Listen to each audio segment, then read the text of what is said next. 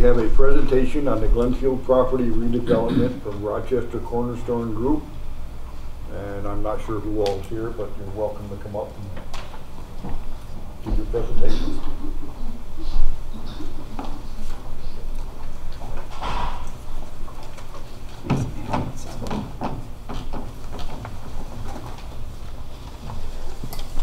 You guys want us to go? No. All right.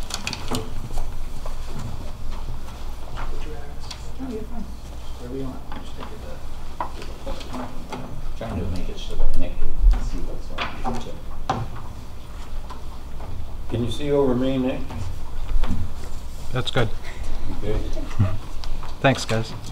All right. Well, thanks everyone. Again, thanks for having us. We're excited to be here. My name is Ryan Brandt from Rochester's Cornerstone Group. I'm our head of our development department. And I'm Robert Loud, Senior Project Director. So we're here from Cornerstone Group to, I think as everyone's heard here, look at purchasing and redeveloping the Glenfield Elementary School. So we're excited to share our plans. They're a little bit preliminary at this point, but we'll do 10 minutes or so just kind of introducing who we are, what we're thinking for this school, and be happy to answer any questions afterwards as well. So so we're, as I mentioned, we're located in Rochester. We're a development property management company. We specialize in these affordable housing programs. Something we've done for 20 to 30 years. I personally been doing for about 10 years now. But we've developed about 3,000 housing units. So really, we've gone as far west as Erie County, gone as far west as probably Oswego or Tompkins County. Tompkins County probably farthest south, and we've gone up to St. Lawrence County to Potsdam as well. So this will be our first development into Lewis County, and we'll get into a little bit later why we felt the time was good and the site was right, and we feel we could have a good partnership here. But despite all this work we've done, we know that every development has to fit the community that it's going in. It's not a one-size-fits-all for programming and the residents and the rents and everything like that. So we're kind of pledging to be collaborative in this effort, and we can explain a little bit more later about how we aim to do so. But we do recognize, especially being up here in the North Country, that there's a lot of pride that people have in their communities, and we want to be a good partner in doing that. So it's one of the other things I want to start off with too is our property management arm manages about 4,000 housing units. One site in Pennsylvania actually, but we do manage a site up in Potsdam. And I'd say one of the benefits of our proposal here is we're not going to be flipping the building. We're not going to be here for just during construction and development and be handing the keys to a different property management firm. We're going to be here long term. Our management arm as well, having on-site management. So you're going to see our faces and Cornerstone property managers for a long time after the building's done. So. Great. So I guess why Lewis County? Why would a Rochester company want to come out to Lewis County? Well, we have some local roots here, which we'll talk about in just a moment. But affordable housing and independent senior living is what we're proposing here. And the funding sources that we get from New York State Homes and Community Renewal, we typically see those funding sources going to more urban, and the rural communities tend to be underserved. So we really believe that this project can have a really transformational, make a transformational difference in the community. And then partnered with some public works improvements that we're hearing about in the town of Glenfield, we really think that this redevelopment of the Glenfield Elementary School will bring this school full circle back to a community gathering point for years to come.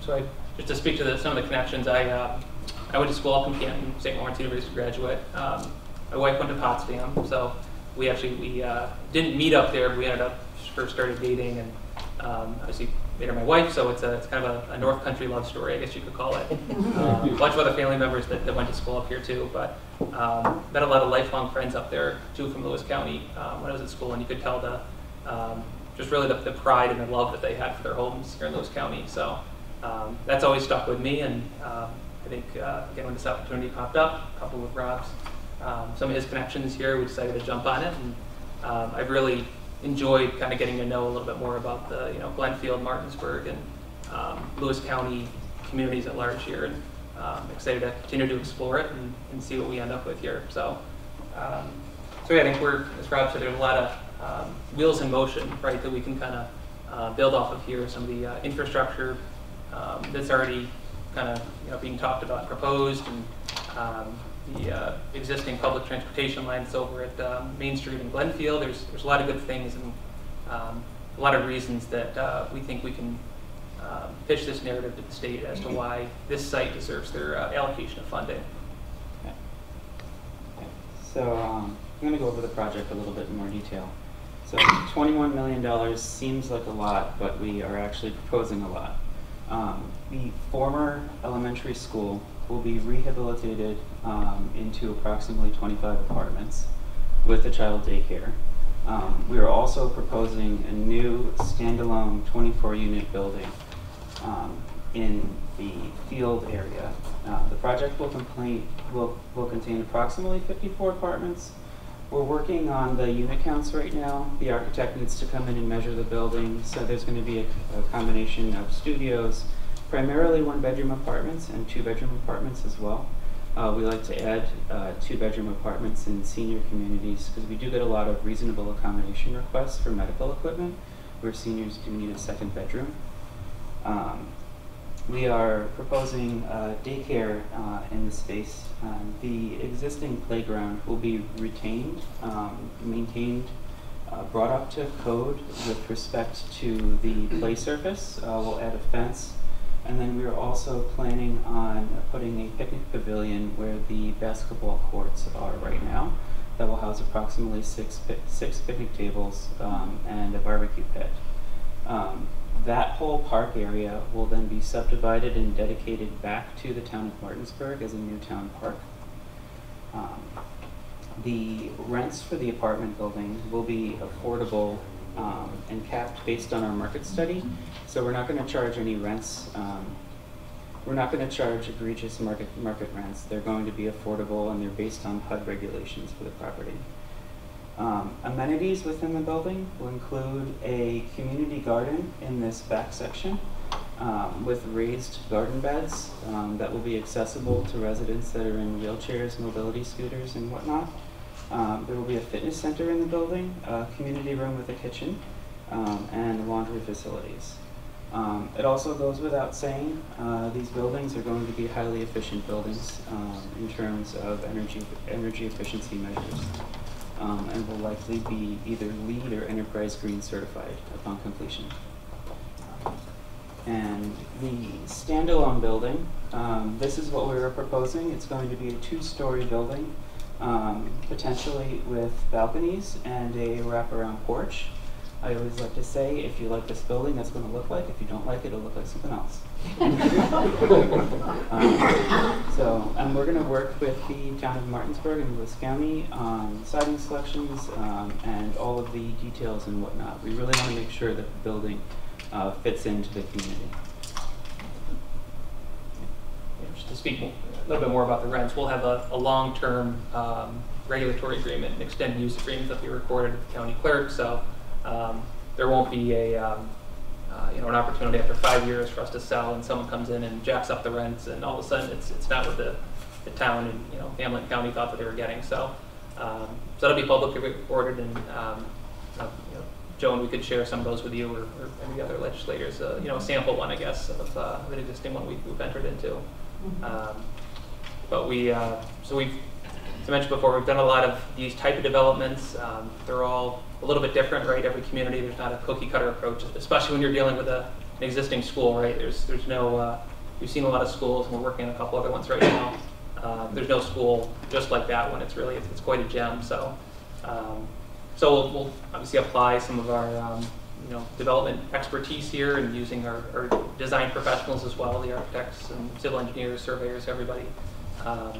We'll come together with something, and obviously we've got to go through other steps of planning board and everything else. But we are happy to provide municipal references to if anyone has any questions about how we've been able to work with other villages and towns and counties. And simply just let us know, or you can browse our website and check it out for yourself. But we're, yeah, as I mentioned before, we're pretty excited about it. I hopefully other people in the county are as well. And anything else we want to? We'll open it up to any questions. How many people would you feel would be involved with living there? So our goal right now is, the way we're sketching it now, is 54 total units. That'd be made up of about hopefully 25 in the existing one, and then something like 30 in this new one. So it's really going to be kind of a campus type setting. And of course, you'll have that park there that plays into it as well. But there'll be a lot of planning involved with civil engineer and architecture to make sure it's not that this new building's just kind of plopped in without any thought as to how the whole campus is going to lay out. Would they be all single family? I mean, like a man and wife type thing? Be one bedroom, so that could be the case. Typically, we build these. We find they're individuals. Just it's a single bedroom. There are some couples that end up living there, but more often than not, it's just a single individual over 62. Okay. What about security? What type of security would you have there? We've pretty standard for all of our units are fob entrances now. So every resident would get their own fob, and they export some other things too, but then typically they'd have their own apartment key as well. We're putting cameras on all our facilities no matter what income or rents we're serving now. It's just kind of a product of fortunately kind of the way that the world is right now, and then also to just protect ourselves. Slip and fall cases, for example, have kind of shot through the roof. So just we're looking at security cameras really at any buildings wherever we can, which obviously it helps with security too, right? Just to be able to know what's going on there. And so there's we have a good additional list I think we could provide to door, peepholes, things like that. But most of it surrounds the building itself, right? Just making sure that there's controlled access to that building. And so you wouldn't have necessarily in-person security. Usually not. Yeah, we'd have 24/7 on call, like a maintenance tech as well, and we have someone there during business hours, a community manager or leasing agent. But we've never, unless something goes very wrong. Again, there's sometimes something happens, we have to engage security with a particular tenant to be there. But usually they function very well, just as independent senior living. And yeah. I'm sure they would, but I was just kind of curious. Yep. And the only other thing I was wondering about was child care.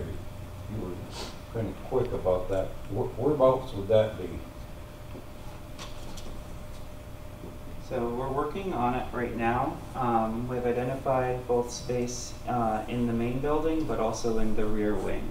We kind of want to see if we can get it as separated off from the rest of the apartment building as possible.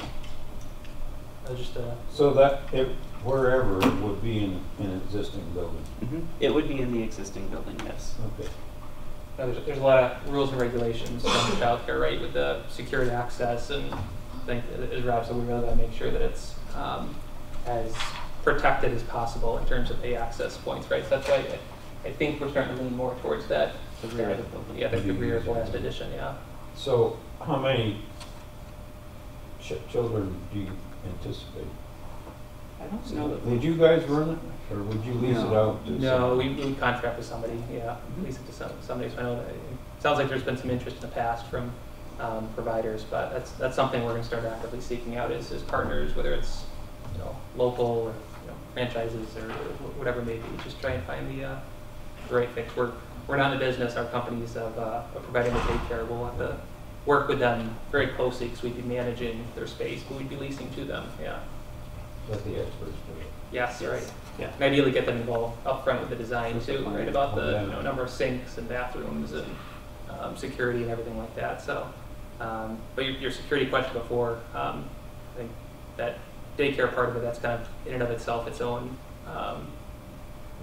assessment that has to be made, right? Just with the making sure that that is kind of being operated almost entirely separately from the rest of the building.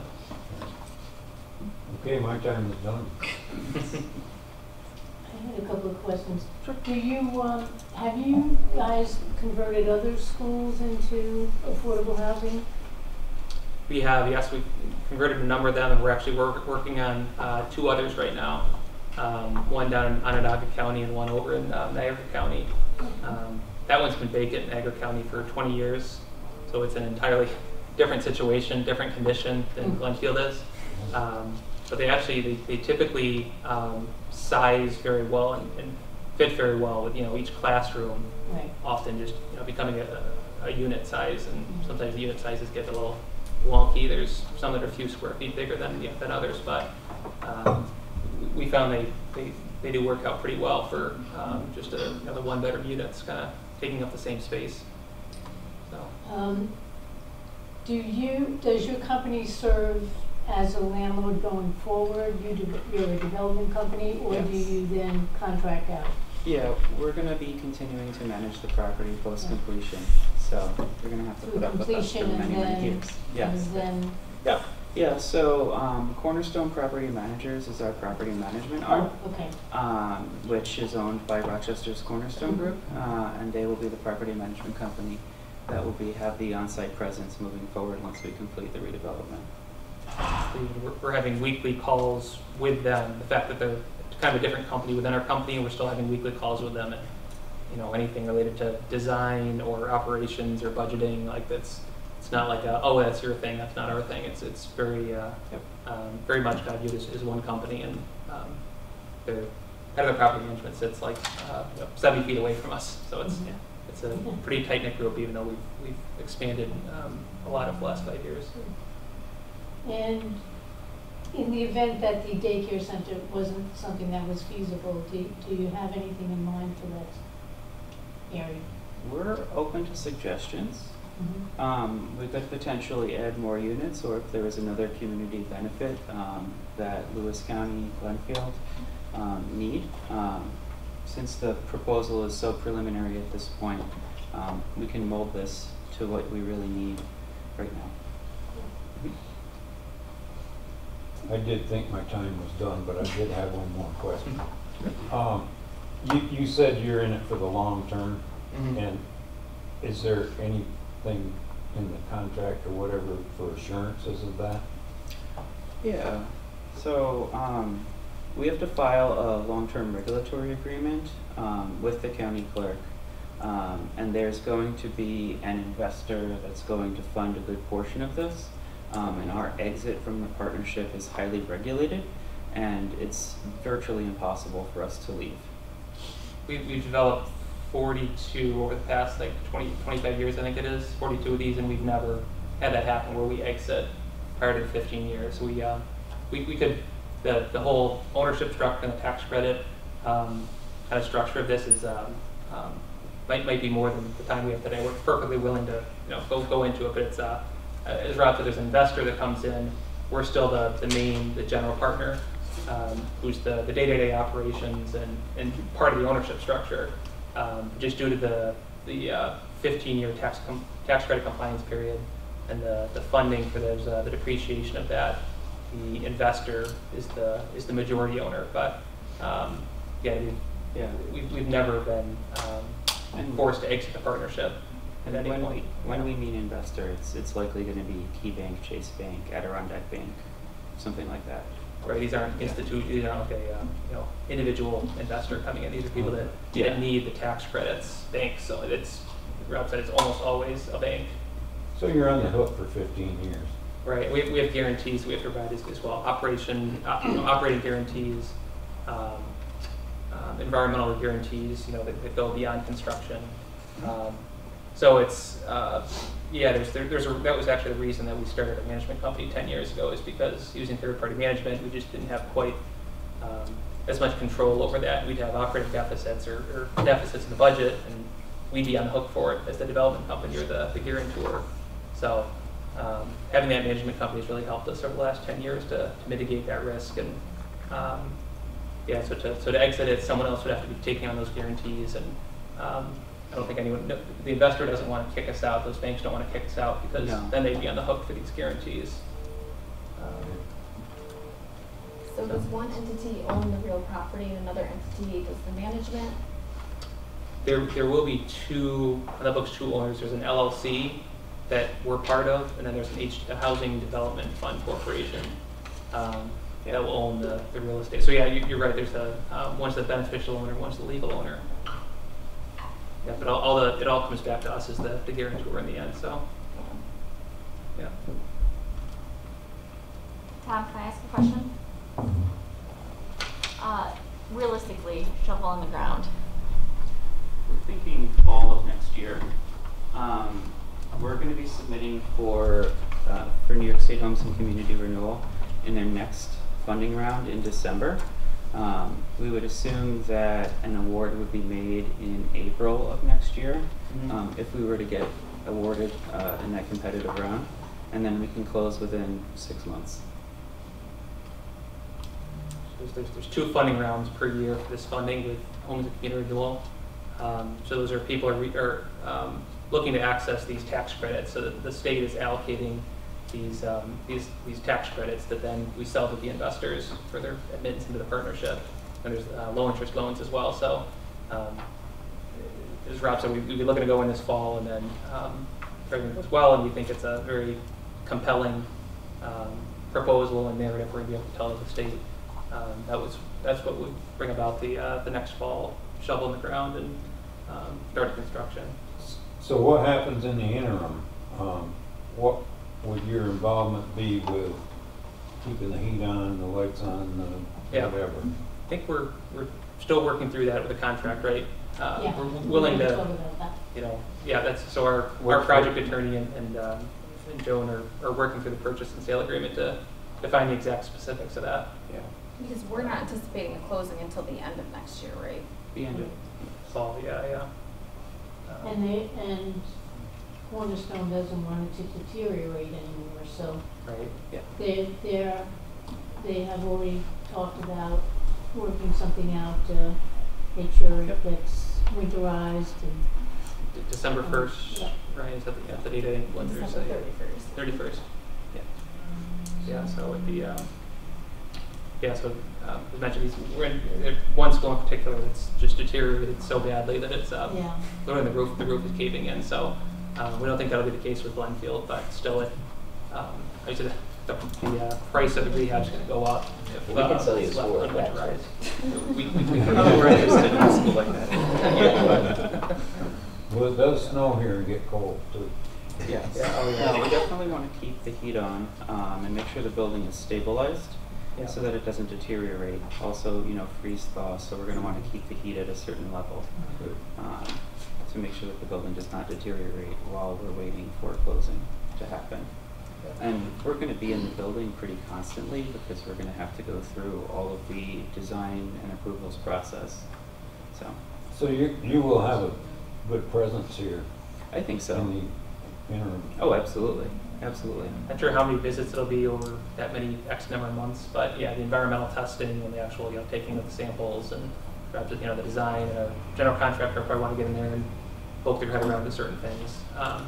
So yeah, there'll be a good amount of certainly not every day. I'm not sure we can fit every week, but I guess that helps in case of disaster, right? If there's a burst pipe or whatever, I think that'll be definitely helpful to be able to be aware of those type of things. Last week, we were fortunate the committee that Naturally Lewis put together to kind of review proposals was able to meet with these guys, and they already had on site their architect and one of their construction managers. Yeah. So they're very organized and they've got their ducks in a row. Unlike You do the, Rob, do you do the construction in-house? Do you have your own construction arm? No, we'll be hiring a general contractor that will oversee. We'll sign the construction contract with that general contractor, and then they will put it out to bid. And then we'll try and honestly get as many local bids as possible. And then we're going to have to vet and de-scope all of the bids and then throw together the actual construction budget. And we're always willing and really look forward to having local labor, meet and greets, and some of the renovations we're working on now with walkthroughs of the building with local subcontractors, right? Because I think that helps a lot of times. It's not just a blank proposal or bid request that's sent out from them. So, so that's we definitely intend to do everything we can. And in the end, the price has to be competitive. And I think as we mentioned last week, we don't foresee any wage requirements on this as of now. Every once in a while, something changes and we do have to use prevailing wages, but typically it's just an open shop bidding process. Even with state money, you don't expect to have to pay prevailing wage. That's Right. interesting. Yeah, it's typically, I know some state sources do. There's some of the federal money that could come in, be what triggers it. But our state funding, I don't think it has ever triggered. It's only been when there's certain federal sources that come in. What about the design? Will you do that internally, or you will hire that out as well? We have a contract with SWBR Architects out of Syracuse. We typically do a lot of our design work with SWBR. They're very reputable, and they've done a lot of these affordable housing, independent senior living projects. We'll definitely have a lot of input on it. Yeah. Though maybe too much input if you ask them. We But involved in the details and. Realistically, it's going to be a community effort, and then as the developer, they work for us. We do have the final say, so they're not going to propose anything outrageous, and then we're not just going to go along with it. Yeah, we usually bring our property management on in as well, just to make sure that things like security access for, okay, we don't want this side of the building to be able to enter that side of the building, and especially with daycare. So we find it's typically worked pretty well, and we always try to learn lessons from our previous buildings. If we didn't like something the way it went, we just apply it to the next one. And it's kind of tried and true team of the architects, and typically use the same general contractors. It's worked very well for us. Yeah. Any other questions, comments?